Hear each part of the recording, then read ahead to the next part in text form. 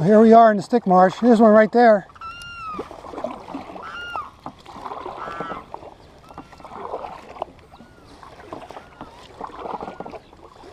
Time to try to find some of those 1 million bass.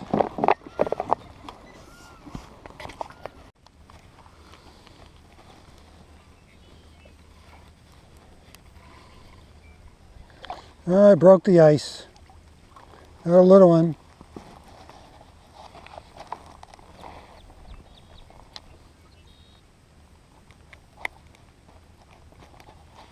Not a big one at all. Not the 10-pounder I'm hoping for.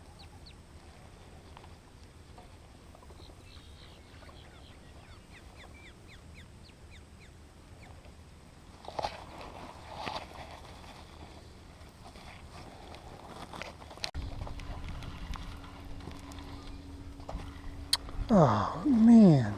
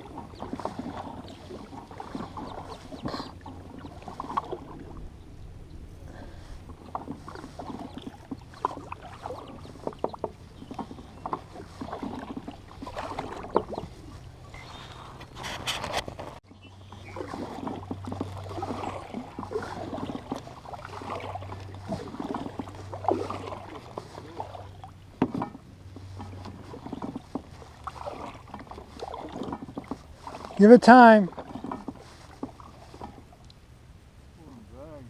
Holy cow.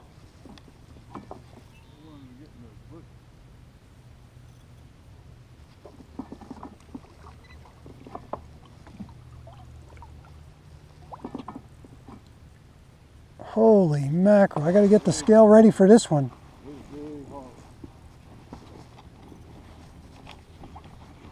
Holy cow. Holy crap. What's that? Yep. Nice fish.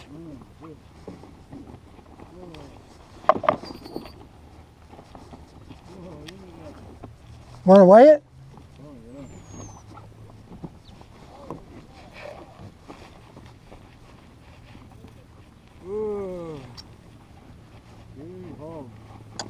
Where the hell is my... I'm going to have to do a bob, I think.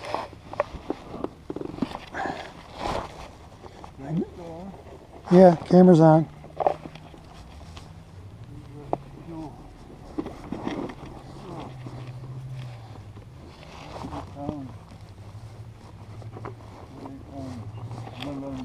Yeah, go ahead. I can't.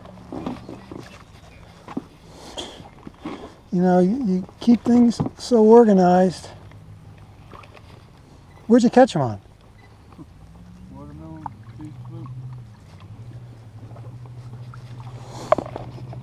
Oh, here it is. I got it. Finally found it. Well, we'll have it for next one.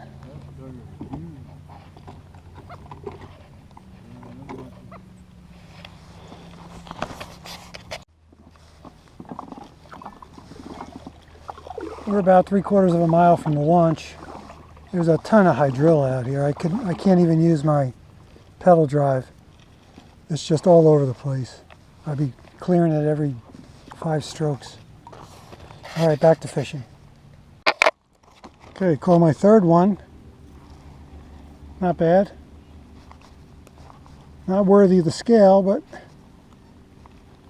it's probably 15 inches.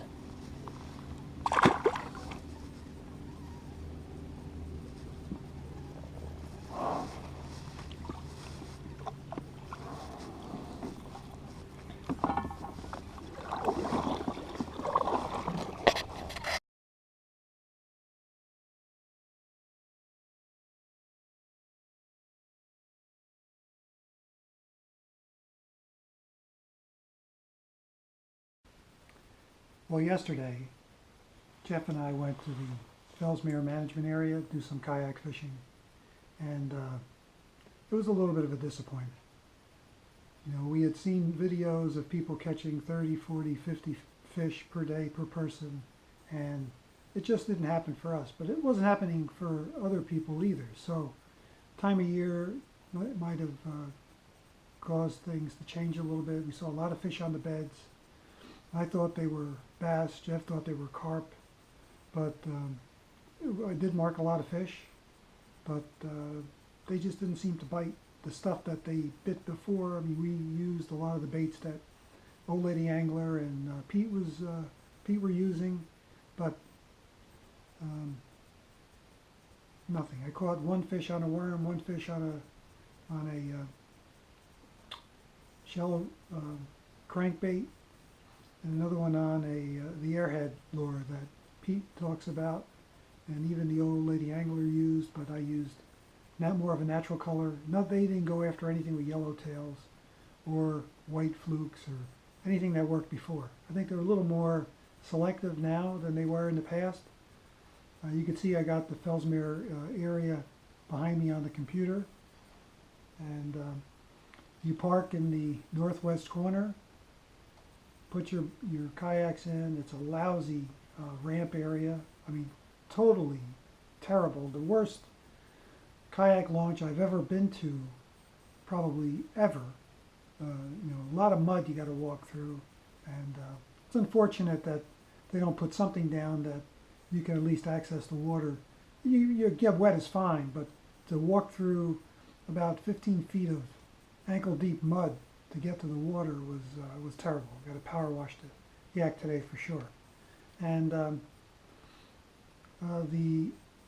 don't know if they were no-see-ums. I don't think they were no-see-ums. They were small. I could see them.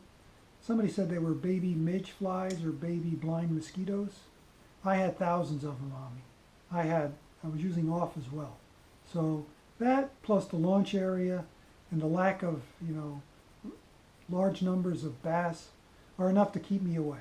And it would also be nice if FWC can make it easier for kayaks to reach the southern end of the area.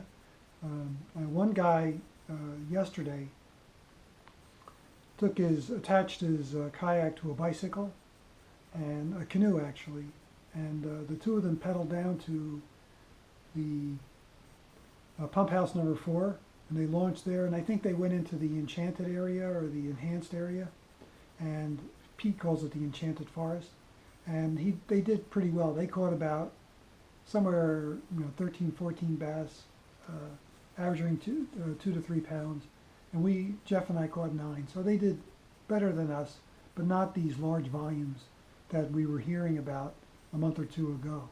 And it could be they're on the beds now. It could be they moved to other areas. They're not readily accessible, or they're not biting anything that you throw into the water like they were apparently 2 months ago. It's a nice area. It's a beautiful area. The mosquitoes or the midge flies or the no-see-ums, whatever they were disgusting. I couldn't keep them off me. They were getting into my ears, my hair. You got to wear a tight cap or a hat with no holes in it whatsoever. They were getting into my hair. They were getting into everything, my nose, my eyes. Like I said, I had thousands of them all over me, even with off. So, you know, it's worth going to at least once. And you know, if you were on a boat, you can zoom 30 miles an hour, hopefully not hit a tree stump. There are tree stumps in the water, so be careful if you try to use your pedal drive. I didn't use my pedal. I used my pedal drive for the first 20 feet and hit some hydrilla and said that's enough, because it was all over. The hydrilla was everywhere, and I mean everywhere. I don't think there was a spot. The water's clear, obviously, from the hydrilla. I don't think I could see the bottom of the lake, even though it was saying 3 to 4 feet at times. And I know there's these horizontal blue lines that you could see if you looked at the map on Google Maps. See behind me there. But I wasn't seeing them on my depth finder. I wasn't looking for them, but I didn't notice any depressions and or holes as I was heading south. And I went down to that island pretty much and then turned around and came back. So if you go, good luck, and hope you catch more fish than we did.